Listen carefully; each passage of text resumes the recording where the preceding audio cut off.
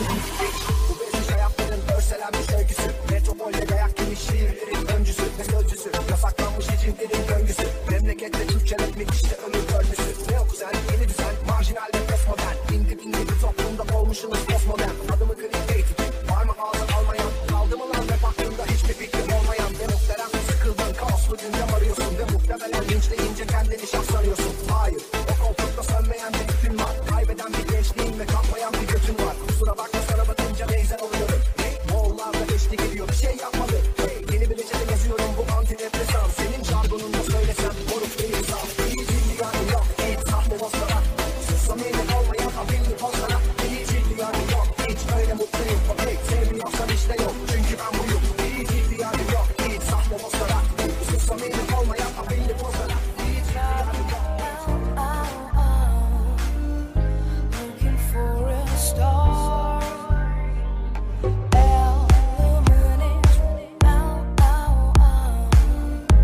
Looking for a star.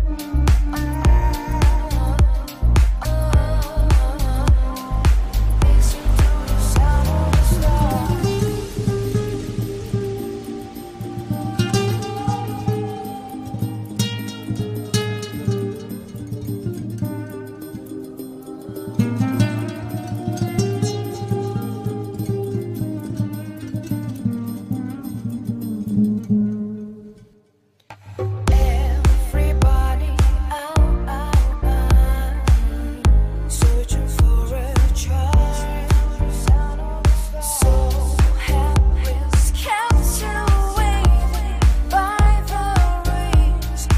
Listen to the sound of the stars.